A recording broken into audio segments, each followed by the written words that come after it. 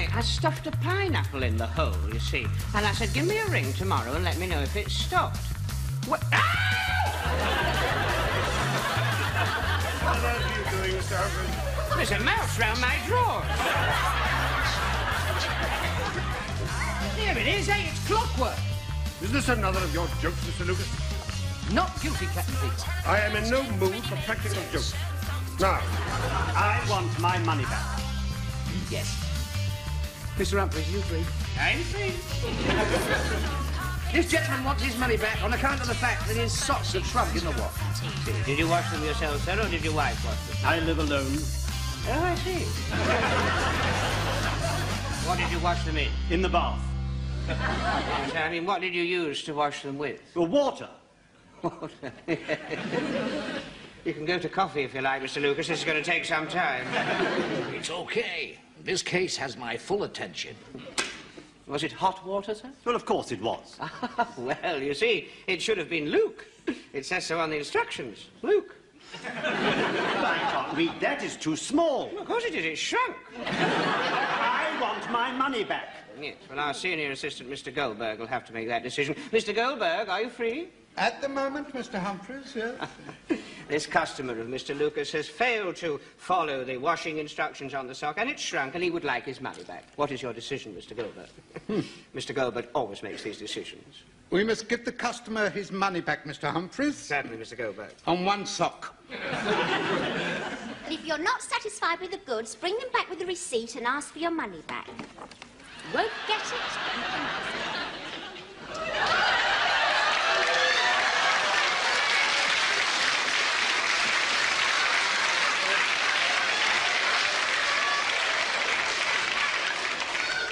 Mr. Humphries. Mr. Humphries, are you advertising something? I hope not. It was the fancy dress competition at the all-night roller disco. Do you know, I got right through to the final, and on the very last minute, the door opened and a boy walked in wearing an identical outfit. So they asked us to shake hands and share the first prize. What was it? I never found out. As soon as our fingers touched, he blew a fuse. Every bulb on his body went pop. It turned out that he was AC and I was DC. Excuse me.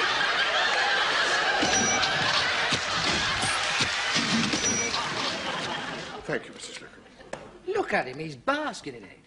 Well, if I was in his position, I'd like to think that I'd do the same thing. I wouldn't, but I'd like to think I would. What's a quick word? Mrs. Slocum? Miss Brown? Oh, hang on. You should do that before you get here. She used to do it on the bus, but the lipstick kept shooting up her nose. Now, I have here the trade figures for last month, and I'm deeply concerned. Yeah, I read about those in the paper, Mr. Rumbold. Poor old England, hundreds of millions of quid in the red. You know, I'm referring to this department.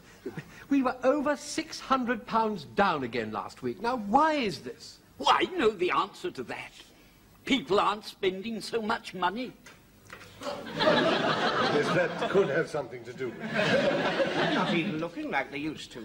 I mean, there was a time when you'd go up to a customer and say, excuse me, sir, are you being served? And they'd say, no, just looking. Now they don't even come in. It's most frustrating, isn't it? Most frustrating. Trousers are at a complete standstill. You're lucky to get your tape up once a day.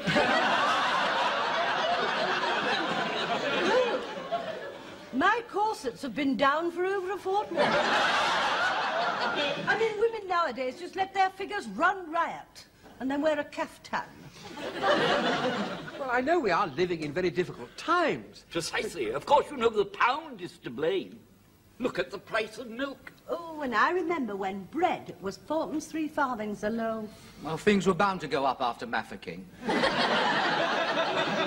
Do we have to have the juniors in on this discussion? Yes, well, I think we're straying from the point, which is that our sales figures are down. And I'm going to be asked by the board to give a reason for it. And what am I going to say? Goodbye, and it's been nice being here.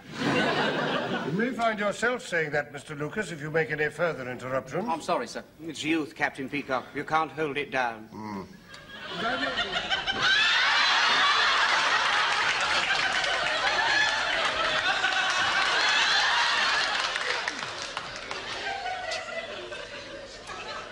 Mr. Humphries, why are you different from the others? Do you know, a lot of people ask that. Apparently, it was made for Mrs. Thatcher, but when she got there, she said she wanted to be treated like any ordinary woman going down a mine. And she was. I want to know why. She will. About time. Oh, wilted! Well, I can't think why. They've just drunk half a bucket of water. I thought you picked them in your garden this morning. Well, I did. But you see, I put them under my overcoat on the bus, and it was very hot, and I think they fainted. Why under your overcoat? Oh, well, the conductor's very friendly, and it's his birthday today. I didn't want him to think they were for him.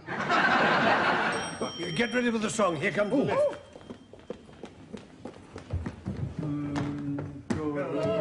Mrs. Slocum, we're sorry you've been ill. It's nice to have you back again and work behind your till. Oh, I am moved. On behalf of us all, may I present you with these? Oh, thank you. Do you know, my husband was the last person to give me these sort of flowers.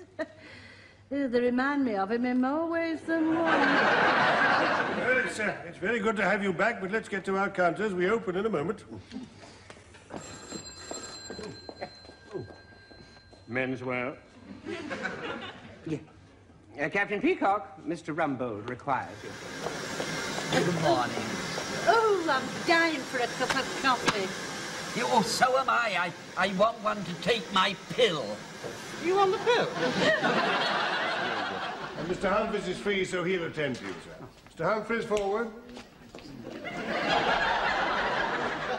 Are you being served, sir? Well, all I did was use the wrong finger to ring up the till, and I got a no sale. Which finger did you use? It's immaterial.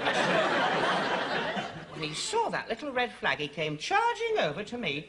He went mad for about 5 minutes. I thought the veins in his neck were going to burst. They were standing out like Spaghetti Junction.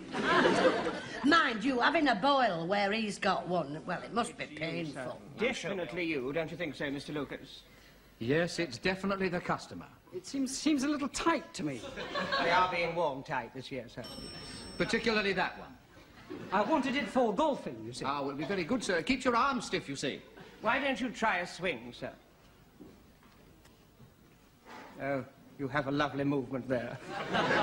Yes, well, I do have a very small handicap. Oh, do you? You could probably find a pair of tight trousers to go with it.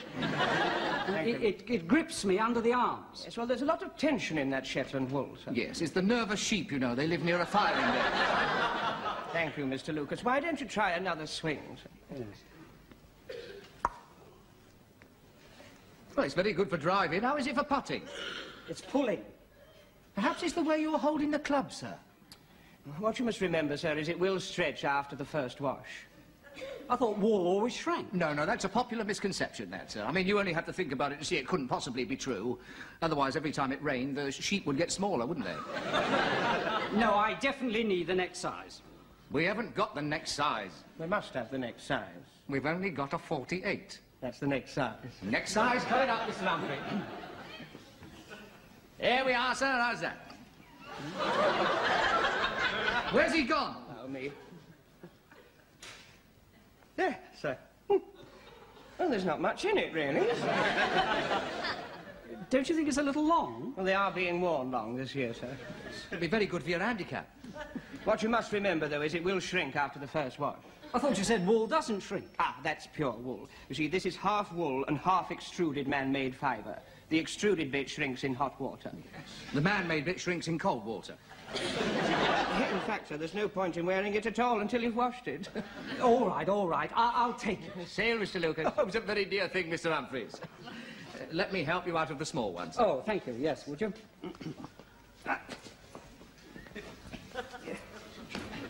Are you all right in there, sir?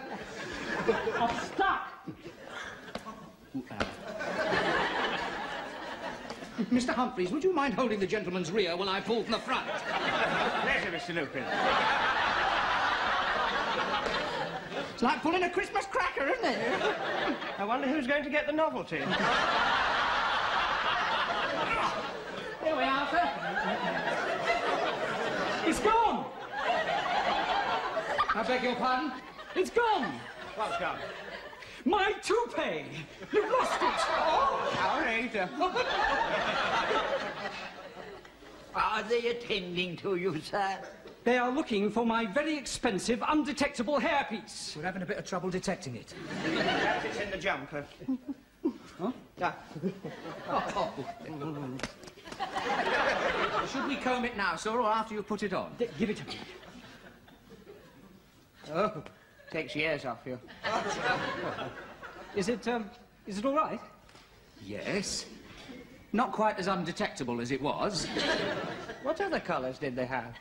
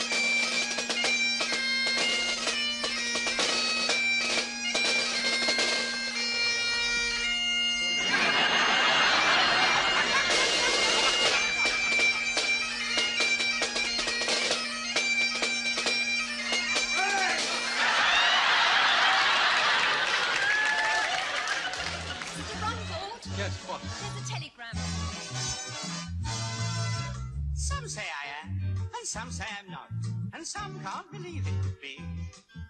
Whatever the answer, one thing's sure, there's no doubt. I'm free. Some say I do, and some say I don't, and some say perhaps or maybe. Whatever the answer, one thing's sure, there's no doubt. I'm free, I'm free, I'm free. Nobody's freer than me. I'm free, I'm free. All joined together. I'm free. At your age, you should be charging. Some say I will, and some say I won't, and no one's the nerve to ask me. Whatever the answer, one thing's sure, there's no doubt. I'm free. They write and they phone, they call it my home, but me mum doesn't mind it at all. She lines them all up in the hall. Then she does a grand tour of all the ground floor. They rush to my room. She says, are you there? I say, yes I am. I'm in bed with a bear. That's as far as they get, cause they rush in and stare. And it's true, cause I'm combing young Paddington's hair. Some say I am, and some say I'm not. Some can't believe it be. Whatever the answer, one thing's sure, there's no doubt.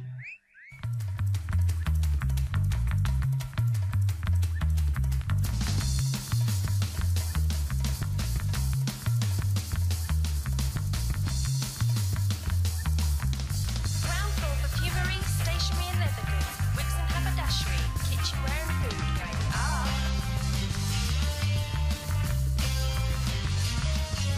First floor telephones, gents ready-made suits, shirts, socks, ties, hats, underwear and shoes going up.